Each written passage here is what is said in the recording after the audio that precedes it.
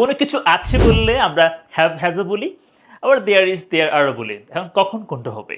We have doubts in mind, right?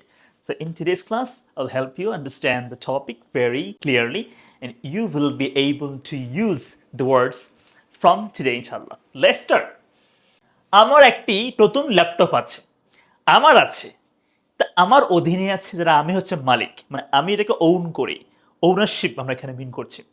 যখন কোনো কিছুর মালিকানা, ওনারশিপ মানে পজেশন মিন করব, আমরা এখানে ইউজ করব have has. There is there আর এখানে হবে না, কেমন? সো বলতে হবে আই হ্যাভ, আমার আছে, কি আছে? A new laptop. I have a new laptop. I have a new laptop. বুঝে গেল? বাট দেখেন এখন এখানে বলেছে আমার টেবিলের উপরে একটি নতুন ল্যাপটপ আছে। কোথাও কোনো কিছু আছে, কি বলেছে? টেবিলের উপরে বলেছে, মানে কোনো স্থানকে ফোকাস করা হচ্ছে। তাহলে যদি কোনো স্থান বা লোকেশনকে ফোকাস করা হয় আমরা ইউজ করব দেয়ার ইজ দেয়ার আর। এখন একটা ল্যাপটপের জন্য দেয়ার ইজ হবে, একটার বেশি হলে দেয়ার আর হতো এখানে।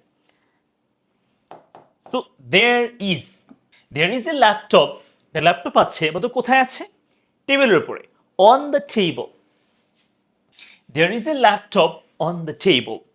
There is a laptop on the table. মানে কি? টেবিলের উপর একটা ল্যাপটপ আছে। বুঝা গেল?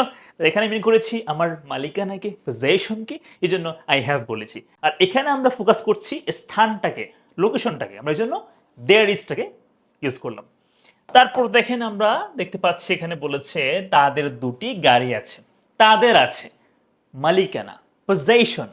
বাট এখানে কিন্তু স্থানকে ফোকাস করা হচ্ছে না, তাহলে কি বলতে হবে? Have has. They have two cars. They have two cars. এখানে দেয়ার ইজ বা দেয়ার আর এখানে হবে না, কেমন? বাট দেখেন এখন এখানে কি বলেছে? পার্কে দুটি গাড়ি আছে। পার্কে মানে একটা স্থানকে ফোকাস করা হচ্ছে।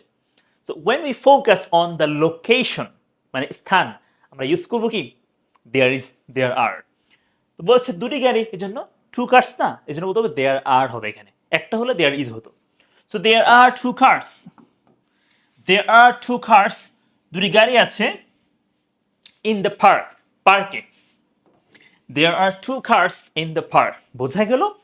তাদের আছে they have, পার্কে আছে there are two cars বলেছি, কেমন? তারপর দেখেন আমার গাড়ির দুটি দরজা আছে। গাড়ি বলেছে, মানে গাড়ির দরজা আছে, গাড়ির মালিকানা এখানে, বস্তুর মালিকানা। এখন কি বলতে হবে? Have has. Have has. তাহলে মাই car has, my car has আমার গাড়ির আছে, অন্ত কি আছে? Two doors. বুঝে গেল? My car has two doors. My car has two doors. My car has two doors. এখন দেখেন কি বলেছে? আমার গাড়িতে, গাড়িতে জায়গা, স্থান। এখানে কি বলেছে? আমার গাড়ির র। এখানে কি বলেছে? গাড়িতে তয়কার, মানে কোনো স্থানকে আমরা ফোকাস করছি। এখন কি বলতে হবে? There is there are. তাহলে there are two doors. There are two doors in my car. শেষ। There are two doors in my car. In my car. তারপর দেখেন এটা বলে দিই কেমন? তোমার বাবার একটি কলম আছে, কি বলতে হবে? বাবার আছে your father has a pen. Your father has a pen. তাহলে কি বলেছে? তোমার বাবার পকেটে একটা জায়গা, একটা স্থান, পকেটে জায়গা, এর জন্য কি বলতে হবে? দেয়ার দিয়ে শুরু করতে হবে। তাহলে there is a pen in your father's pocket. There is a pen in your father's pocket. Done, একদমই ক্লিয়ার। এখানে স্থানকে বলা হচ্ছে, এই জন্য দেয়ার ইজটাকে ইউজ করলাম। প্রশ্ন, আপনাদের জন্য প্রশ্ন হচ্ছে, আপনারা আমাকে বলবেন যে এইগুলো আপনারা কিভাবে বলবেন ইংলিশে। আমাদের পরিবারে 5 জন সদস্য আছে, এটা ট্রাই করবেন ইংলিশে। এখানে আপনি কি ইউজ করবেন? হ্যাভ হ্যাজ নাকি দেয়ার ইজ দেয়ার? এটাও ট্রাই করবেন পাস্ট টেন্সে। আমাদের পরিবারে 5 জন সদস্য ছিল, পাস্ট টেন্স একটা, একটা প্রেজেন্ট টেন্স, দুটোই ট্রাই করবেন কমেন্ট বক্সে, কেমন? I'll see your sentences in the comment box.